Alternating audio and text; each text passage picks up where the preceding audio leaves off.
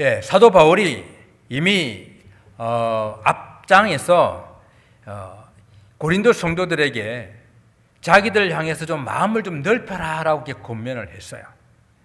예, 바울은 자기를 오해해가지고 비방하며 대적하는 그런 성도들 향해서 나는 이미 마음을 넓혔다. 그런데 아직도 마음을 풀지 못하고 있는 그런 성도들 향해서 내가 아버지가 자녀에게 말하듯이 권하노니 보답하는 양으로 좀 마음을 넓혀라 라고 권면을 했어요. 그러고 난 다음에 오늘 본문은 다시 사도 바울이 이렇게 호소를 합니다. 바울이 너의 마음으로 우리를 영접하라 라고 이렇게 말하고 있어요.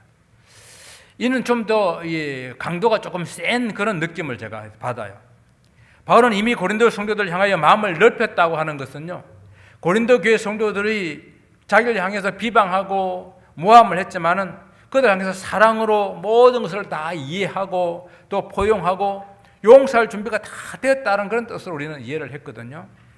그런데 여기서는 다시 마음으로 우리를 영접하라라고 이렇게 말하고 있는데, 이렇게 말하는 것은 우리에 대한 오해를 풀고 용서하라는 그런 말을 넘어서서 그들의 마음에 바울과 그 일행들을 좀 받아들여라 라는 그런 말로 이해할 수가 있겠습니다. 그래서 저는 이 말을 바울이 고린도 교회와 좀 진정한 그런 화해를 원한다라는 그런 말로 생각을 해 보았습니다. 즉 바울은 용서를 넘어서 진정한 화해를 하기를 원했던 것입니다. 예. 바울은 이미 마음으로 자기를 반대하고 모함하는 사람들을 다 용서를 했거든요. 그런데 그 용서하는 것 그것만으로서 만족할 수가 없었어요. 여러분, 용서와 화해가 어떤 차이가 있는지 여러분 아십니까? 용서하는 것과 화해하는 것. 용서는 상대방의 노력 없이도 일방적으로 가능한 거예요. 내가 내 마음에서 용납하고 또 삭히고 풀어버리면 됩니다. 뭐 그렇다고 이런 용서가 진정한 용서가 아니라는 것이 아니에요. 진정한 용서가 가능합니다. 이렇게 용서하는 것도 때로는 뭐 쉬운 일은 아니죠. 어렵습니다. 내가 참 나에게 정말 이렇게 나는 잘못한 것도 없는데 이렇게 억울한 일을 당하고 이렇게 될 때에 그 마음에서 이것을 풀어내고 용서해 주는 것 쉽지가 않아요. 그런데 이 용서보다 더욱 어려운 것이 화해하는 거예요. 화해. 용서하고 그래 내가 서로 만나지 않을 수 있어요. 내 용서해주고 끝낼 수 있습니다. 그러나 화해라 하는 것은요, 상대방의 관계 속에서 이루어지는 거예요.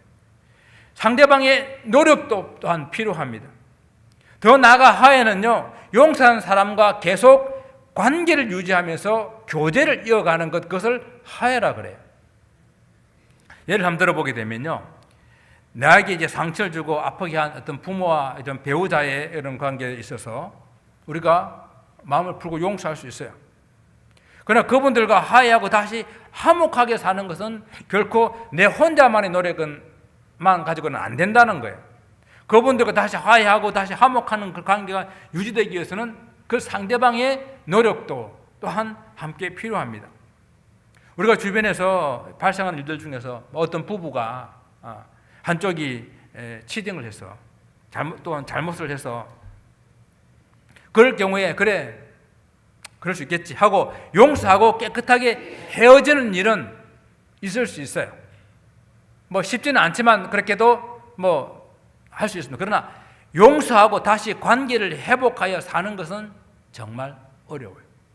그래서 용서하는 것과 화해가 조금 결이 다르다는 거예요. 용서를 넘어서야 화해가 있을 수 있다는 이야기입니다. 그래서 오늘 본문에서 사도 바울이 마음을 열고 우리를 좀 영접해라라고 하는 이 부탁은 이 말을 진정한 화해를 위한 그런 요구라라는 그런 관점에서 오늘 본문을 한번 생각해 보기를 원합니다. 바울이 다시 고린도 교회에 요청한 이 말이 마음으로 우리를 영접하라라고 했잖아요. 영접하라라고 하는 이 말의 그 원문을 보게 되게 되면은 뭐 어떤 무엇을 위해서 좀 공간을 이렇게 좀 마련해라라는 그런 뜻을 가지고 있습니다. 즉 마음으로 영접해라는 그 이야기는요, 너 마음에 좀 다른 사람이 들어갈 수 있는 그런 장소, 공간을 마련해가지고 그 마음이 좀 그것을 받아들여라. 그 사람을 좀 받아들여라 라는 그런 의미를 가지고 있거든요. 사도 바울은 이미 고린도 교회 성도들이 들어올 수 있도록 그 마음의 공간을 만들어서 그들을 받아들였습니다. 이제는 고린도 교회 성도들이 그 마음에 바울과 그 바울 일행이 들어갈 수 있는 공간을 마련하고 좀 받아들이라라고 이렇게 권면을 하고 있는 그런 말씀이에요. 제가 조금 전에 용서와 화해가 다르다고 말씀드리지 않았습니까? 바울이 일방적으로요, 고린도 교회 성도들을 용서할 수 있어요. 그리고 다시 안 볼 수 있습니다. 정말 괘씸하잖아요. 얼마나 괘씸합니까? 그런데 목회자인 바울이 고린도 성도들을 그냥 용서하고 잊어버리고 관계를 끊어버릴 수 없는 거예요. 용서한 후에 계속 그들과 관계를 가지고 계속해서 교제를 해야 되는 그런 관계가 사도 바울과 고린도 교회의 그런 관계거든요. 그래서 필요한 것이 용서를 넘어 화해하는 것이 필요했었습니다. 화해는 일방적인 것이 아니라 상호적인 것이라 했습니다. 그런데 사도 바울이 고린도 교회의 성도들과 진정한 의미에서 화해를 하려고 하니까 마음에 꺼리꺼린 것, 마음에 걸리는 것이 있습니다. 그것이 바로 뭔가 하면요, 사도 바울이 사역하면서 고린도 교회 성도들에게 불의하게 행하고 해롭게 하고 속여 빼앗았다고 하는 그 모함이 있는 거예요. 좀 더 실제적으로 말하게 되면 바울은 사도도 아니야. 바울의 가르침은 다 사람들한테 해롭게 하는 거야. 그리고 그는 돈만 밝히는 그런 사람이다라고 생각하는 것. 그것이 고린도 교회 성도들의 생각을 가지고 있다고 한다면 바울은 화해로 넘어갈 수가 없다라고 생각을 한 것입니다. 이건 바울 입장에서 보면 얼마나 답답하고 억울하겠습니까? 이건 전적으로 바울에서 난 일이 아니라 거짓 교사들이 그 가운데 이 사람들을, 성도들을 이간시켜가지고 그들의 이간질에, 그들의 미혹에 넘어간 교회 성도들 중에서 일부가 오해해서 생긴 그런 일이거든요. 그래서 바울은 이 문제를 먼저 해결하기를 원했습니다. 그래서 바울은 강하게 자기 자신을 어필하고 있어요. 뭐라고 말합니까? 우리는 아무에게도 불의를 행하지 않았고, 그리고 아무에게도 해롭게 하지 않았고, 그리고 아무에게도 속여 빼앗은 일이 없다. 고린도 교회 성도들이 바울을 오해해서 바울이 불의한 일을 행하고 해롭게 하고 속여 빼앗았다고 생각하는 것은 이 거짓 교사들이 미혹을 받아서 그렇기 때문에 그래? 나는 안 그랬으면 됐지 뭐. 그렇게 거짓 교사들 때문에 그런 생각을 한다고? 그래. 용서하고 일방적으로 그냥 이해하고 넘어갈 수가 있지요. 그러나 고린도 교회 성도들의 마음에 사도 바울은 그렇게 하고 넘어갈 수 있지만은 고린도 교회 성도들은 여전히 그 문제가 해결되지 않았기 때문에 양쪽에서 해결되지 않으면은 화해가 이루어지지 않는다 그랬잖아요. 사도 바울 혼자는 해결했지만은 그러나 이 고린도 교회는 해결하지 않았기 때문에 사도 바울은 그 일은 오해다. 그 일에 대해서 자기가 무혐의가 하다고 강하게 어필하고 있는 것이 오늘 이 사도 바울의 2절의 말씀입니다. 바울이 이렇게 자기를 변호하고 있는 이야기는 어떤 금전적인 그런 이야기거든요. 어떤 사기나 착취를 나타낼 때 사용하는 그런 단어를 가지고 사도 바울을 모함하고 있습니다. 바울의 비판자들이요, 예루살렘 교회를 위해서 헌금한 그 헌금 모금하는 일을 두고 바울을 모함했다는 이야기예요. 바울이 예루살렘 교회를 위해서 구제 헌금을 한 것은 사실입니다. 그리고 이 영적인 모 교회인 예루살렘 교회를 위해서 그 영적인 도움을 받았던 많은 소아시아 교회들이 함께 이렇게 좀 물질적으로 돕는 것이 이는 참 마땅한 일이다라고 칭찬하기도 하고 했지만은 사도 바울이 어느 곳에도 억지로 강제로 그렇게 거두지 않았고, 또 그 거둬들인 그 헌금을 얼마나 조심스럽게 관리하고 그것을 전달할 때도 얼마나 투명하고 철저하게 했던 것을 우리는 기억합니다. 그렇게 했는데도 이런 오해가 생기니 얼마나 억울하겠습니까? 그래서 사도 바울이 이렇게 자기 자신을 분명히 어필하고 있는 이 문제는 화해라는, 진정한 화해한다는 그 의미에 있어서의 상당히 중요한 부분이라고 생각을 해요. 살다 보면은 사람들과의 관계에서 문제가 생기고 때로는 억울한 일을 당할 때가 있습니다. 때로는 아무리 말을 해주어도 믿지 않아서 답답한 그런 경우가 있습니다. 그럴 때 성경적인 교훈은 어떻게 합니까? 사람에게 하소연하지 말고 하나님께 나가서 그 모든 문제를 다 아뢰라. 맞는 말이에요. 맞는 말입니다. 하나님께 아뢰야 되죠. 사람들과 문제를 해결하려고 할 때에 어떨 때는 더욱더 오해의 골이 깊어질 때가 있는 것을 경험하게 됩니다. 때로는 심하게는 아예 그런 관계가 단절되는 그런 경우도 있을 수 있어요. 그런데 이 하나님께 나가서 문제를 해결하라는 이 말의 의미가 무엇인가 한번 생각해 보기를 원해요. 정말로 우리가 어떤 문제를 가지고 있을 때에 하나님께 그 문제를 가지고 나가서 그 억울함을 호소하고 그 문제를 해결해 주기를 구하는 그 마음이 중요합니다. 그런데 하나님께 문제를 가지고 나간다 하는 안에는 어떤 것까지 포함되어 있냐 하면은 자기 자신을 깊이 성찰하는 것까지 포함되어 있다고 저는 생각을 해요. 자기 자신을 깊이 돌아보는 것입니다. 왜 이런 문제가 생겼는가? 혹 이 문제의 원인이 나에게도 있지는 않는가? 세상에 손바닥이 마주쳐야 소리가 나지 않습니까? 혹 내가 이런 일에 대해서 상대방한테 오해의 그런 소지를 주지는 않았는가? 또는 심하게는 혹 나의 부주의로, 나의 실수로, 나의 잘못으로 생긴 문제는 아닌가? 살펴보아야 된다는 거예요.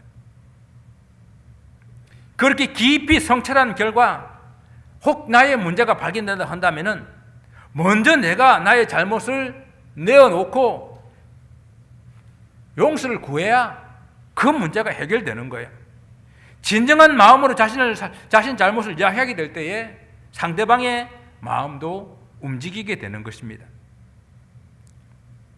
그런데 이렇게 깊이 성찰한 뒤에도 내가 하나님 앞에서 또 그 사람 앞에서 잘못한 것이 없다라고 이렇게 발견됐을 때는 오늘 바울처럼 이렇게 고백할 수 있는 거예요. 정말 내가 진실로 내 자신을 돌아보았을 때에 내가 이 문제에 대해서 잘못한 것이 없습니다. 그렇게 고백하게 될 때에 이 용서를 넘어서 화해의 그런 관계로 들어갈 수가 있는 것입니다. 그래야 서로에 대해서 마음으로 영접할 수 있는 그런 관계가 형성될 수 있는 것입니다. 그런데 우리는요, 자기 자신에 대한 성찰을 너무 하지 않아요.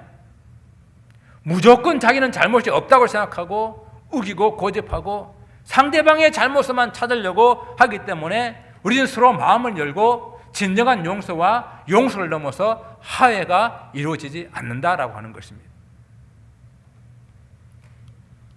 바울이 자신의 무죄를 선언하는 것이 또 반대급부로 고린도 교회 성도들의 잘못을 그냥 막 세상에 드러내는 그런 결과가 될 수도 있습니다. 바울은 고린도 교회에 사역하는 동안에 그리고 그 후에도 아무에게도 불의를 행하거나 해롭게 하거나 속여 빼앗은 일이 없다라고 분명히 말했잖아요.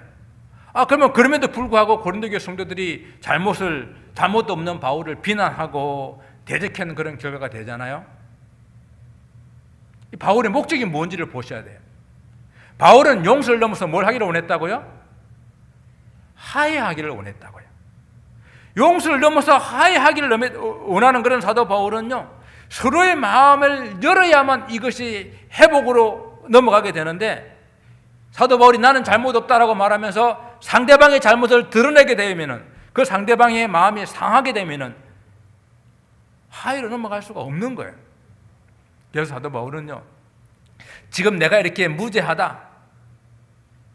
무죄하다고 밝히는 그런 이유가 고린도 교회 성도들을 정죄하기 위함이 아니다라고 말하고 있는 겁니다. 내가 당신들을 정죄하기 위해서 내가 지금 나의 무죄함을 말하고 있는 것이 아니다. 바울은 어떻게 하든지 교회와 오해를 풀고 관계를 회복하여서 서로 화목한 그런 관계를 원했던 것이거든요. 바울이 고린도 교회 성도들과의 문제를 해결함에 있어서 그냥 용서하고 그냥 잊어버리는 것이 그곳에 머물지 않고 좀 더 화해로 나가기를 원하는 것은 그 좀 더 근본적인 이런 이유는요, 고린도 교회의 자기와의 관계 속에서 우리는 운명 공동체임을 인식시켜 주기 위한 그런 목적도 있습니다. 바울이 교회를 자주 가족 공동체에 비유를 했거든요. 오늘 우리가 찬송을 했지만은 우리는 한 피바다 한 형제된 한 자매된 그리스도 안에서의 한 가족 공동체라는 것입니다. 교회를 사도 바울이 이렇게 표현해서 내가 다시 교회를 세우는 그 일은 마치 내가 자녀를 다시 출산하는 것 같은 그런 해산의 수고를 해야 되는 것이다 라고 이렇게 표현을 했었습니다. 사도 바울은 늘 부모가 자녀를 양육하듯이 그렇게 교회를 지극정성으로 돌보았습니다. 교회에서는 때로는 서로 투기도 하고 갈등도 있기도 하지만은 우리가 서로 오해를 풀고 또 하나가 되어야 하는 그런 가족과 같은 그런 운명 공동체라고 하는 것을 사도 바울이 설명을 하고 있습니다. 그래서 우리가 3절을 같이 한번 다시 읽어보게 되면요, 내가 이 말을 하는 것은 너희를 정죄하려고 하는 것이 아니라 내가 이전에 말하였거니와 너희가 우리 마음에 있어 함께 죽고 함께 살고자 함이라. 이 후반절을 다시 한번 우리 같이 한번 읽어볼까요? 너희가부터요. 너희가 우리 마음에 있어 함께 죽고 함께 살게 하고자 함이라. 마음을 연다고 하는 것은 그 상대방의 을 위해서 내 마음에 한 공간을 이렇게 마련해 두고 그리고 그 공간 안에 이렇게 받아들이는 것이거든요. 이 바울을 비롯한 사역자들의 마음에 이미 고린도 교회 성도들이 그들 마음속에 있었어요. 그래서 오늘 너희가 우리 마음에 있어라고 이렇게 표현하고 있는 거거든요. 여러분 혹시 기억하세요? 한때 이런 말이 유행됐었는데 이 안에 너 있다. 기억나세요? 저는 그 드라마를 보지는 않았어요. 2004년에 방영되었던 8위의 연인, 8위의 연인에서 윤수연 역을 맡았던 김동건이가 그 여주인공이었던 김정은에게 한 그 유명한 대사였다고 합니다. 그래서 그 후에 이제 남녀들이 고백하게 될 때에 내 안에 너 있다. 이 고백으로 사랑 고백을 이렇게 많이 했다고 하는데요. 2004년에 방영된 이런 드라마지만은 이미 오래전에 사도 바울이 이 말을 써먹었다는 거예요. 너희가 우리 마음에 있어. 쉽게 말하면 너희들 내 마음에 있어. 이 말을 사도 바울이 했다는 것입니다. 고린도 교회 성도들이 마음을 열고 바울 자신을 영접하라고 요청하기 전에 이미 바울의 마음 한 공간 안에 이미 성도들이 자리 잡고 있었다라고 하는 것입니다. 이는 바울은 이미 고린도 교회 성도들을 용서함을 넘어서 화해하기를 간절히 바라는 그 마음으로 사도 바울이 권면하고 있다는 이야기예요. 사도 바울이 이런 마음을 성경에서 많이 살펴보고 있는데요. 사도행전에서는요, 그러므로 여러분이 일깨어 내가 3년이나 밤낮 쉬지 않고 눈물로 각 사람을 훈계하던 일을 기억하라. 사도 바울은 정말 성도들을 교육하고 말씀을 가르치는 이 일을 위해서 눈물로 밤낮으로 이렇게 그들을 일깨워 주었었습니다. 또한 바울은 이 빌립보 성도들을 향하여서요, 내가 예수 그리스도의 심장으로 너희 무리를 어떻게 사모하는지 하나님이 내 증인이시라. 예수 그리스도의 심장으로 너희를 사랑한다라고 이렇게 말하고 있습니다. 그런데 이렇게 눈물로 말씀을 가르치지만은 정말 예수 그리스도의 심장으로 사랑하고 있지만은 그걸 잘 알아주지 못하는 그런 성도들 이어서 오늘 사도 바울은 안타까운 마음으로 이 일은 거짓말이 아니라 하나님이 이 일에 대해 증인이다. 얼마나 답답하면 이렇게 말하겠어요. 그럼에도 이렇게 답답하지만은 사도 바울은 포기하지 않고 자신의 진실함을 설명하면서 화해하기를 도모하고 있습니다. 왜냐하면요, 우리는 함께 죽고 함께 살아야 하는 거룩한 공동체이기 때문에. 우리가 세상에서 가장 애절하고 강한 그런 사랑을 이야기하면 여러분 어떤 걸 이야기할 수 있어요? 로미오와 줄리엣 이야기할 수 있잖아요. 이는 죽음도 불사한 사랑, 아니 죽음과 함께한 그런 사랑. 그러나 바울이 말하는 사랑은요, 이거보다 더욱더 강한 사랑이에요. 죽음을 넘어서서 함께 죽고 함께 사는 그런 사랑의 공동체, 그게 우리 교회 안에서의 성도들과의 사랑이라는 것입니다.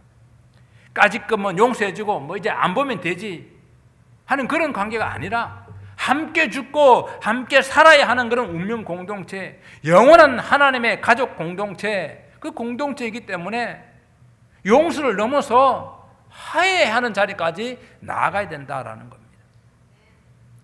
남침역의 목사님이시고 헬라에 능통하고 주석가이신 로버트슨이 이 구절을 이렇게 주석을 했어요. 너희는 우리 마음에 있어서 죽음과 삶을 함께하는 자들이다. 바울과 이 성도들이 운명 공동체라는 것을 너무도 잘 이렇게 표현해 주는 그런 번역이에요. 그런가 하면 칼빈주의 조직신학자인 핫지라는 사람은요, 죽음이나 생명이 우리를 떼어놓을 수 없도록 하기 위함이다라고 이 본문을 이렇게 번역을 했는데요, 이 번역은 사도 바울이 로마서에서 우리가 얼마나 강력한 공동체를 설명한 내용과 너무도 일치하고 있어요. 바울이 이렇게 말합니다. 내가 확신하노니 사망이나 생명이나 우리를 우리 주 그리스도 예수 안에 있는 하나님의 사랑에서 결코 끊을 수 없으리라. 이 사랑의 고백은 바울도 그렇고, 그리고 이 지금 바울과 관계가 별로 좋지 않은 고린도 교회 성도들도 예수 그리스도 안에서 결코 끊어질 수 없는 그런 사랑의 공동체라고 하는 것입니다. 우리는 모두 예수 그리스도 안에서 십자가에 못 박혀 죽고 다시 예수 그리스도 안에서 새 생명으로 거듭난 그런 사람들 아닙니까?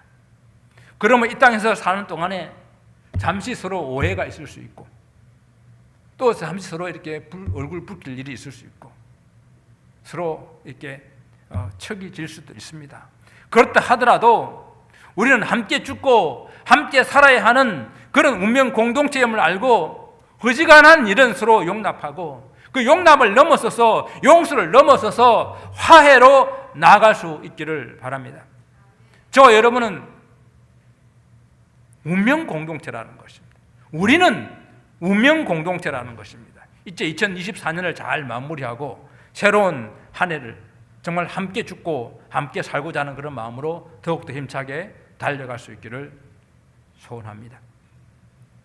바울과 고린도 교회 성도들 간에 오해의 골은 정말 깊었던 것 같아요. 그래서 사도 바울이 그 하던 일을 모두 다 멈춰서고 이 고린도 교회의 문제를 해결하는 일에 몰두했던 것을 보면 알 수가 있어요.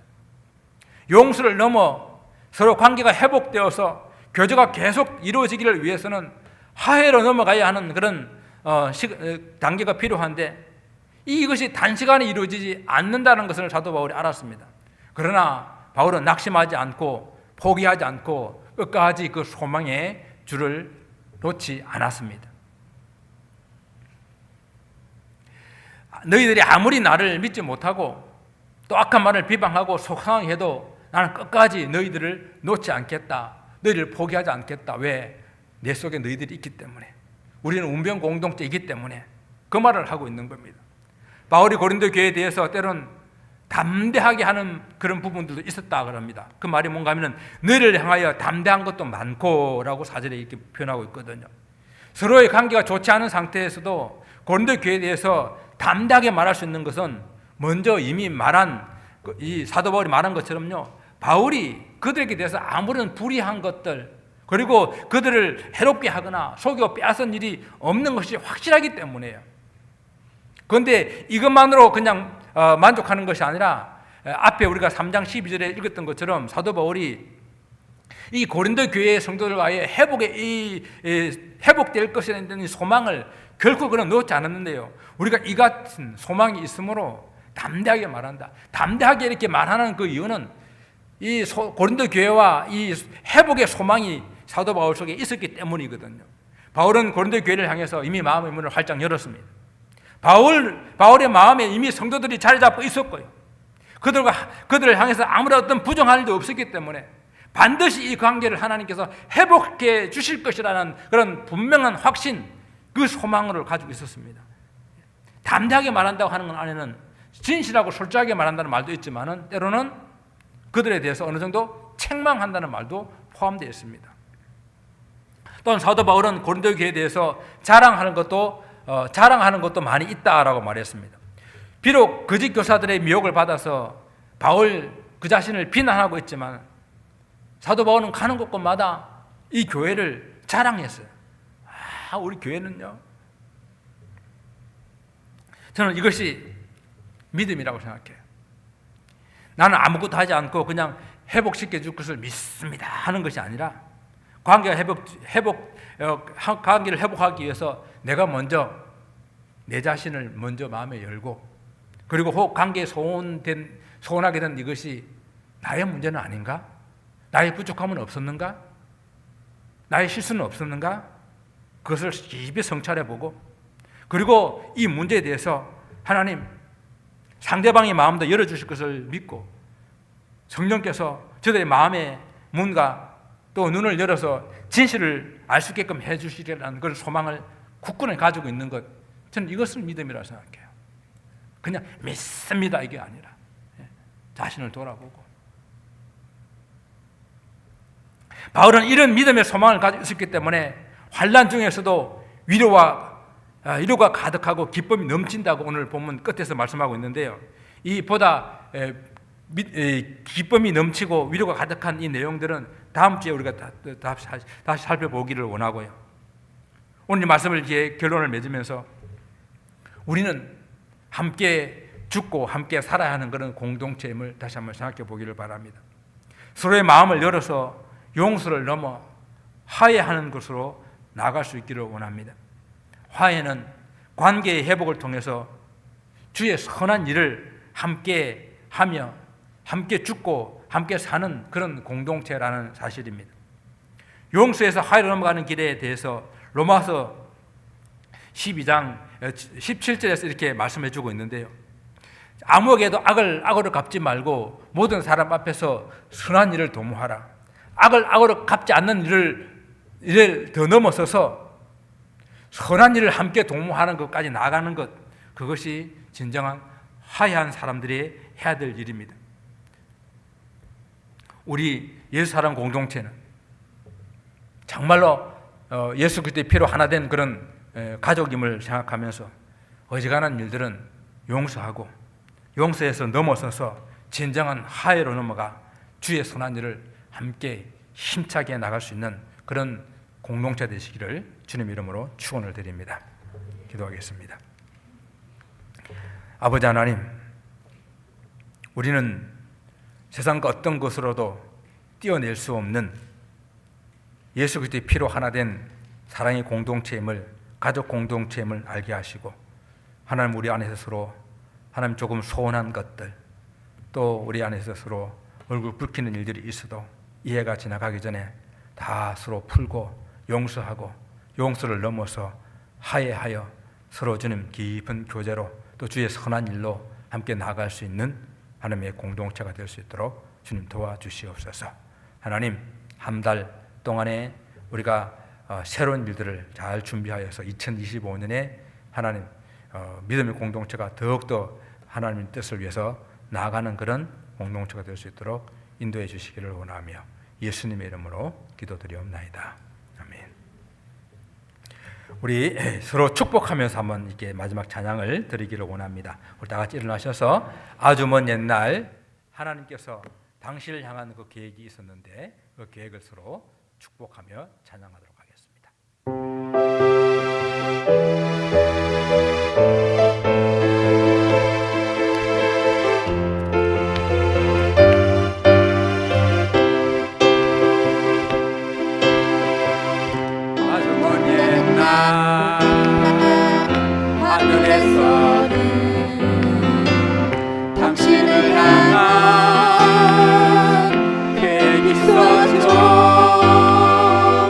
하나님께서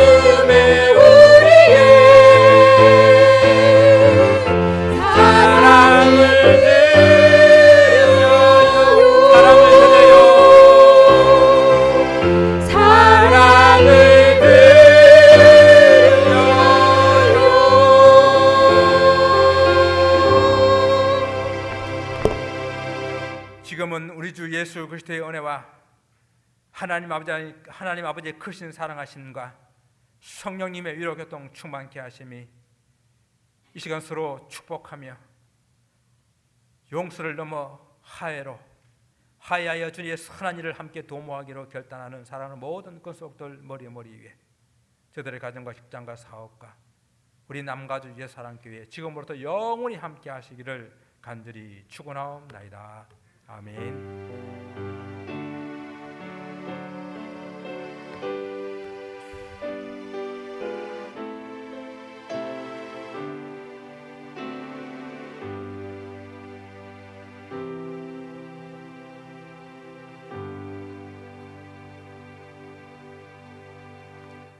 감사합니다. 자리에 앉으시고 우리 공동의회 시작하도록 하겠습니다.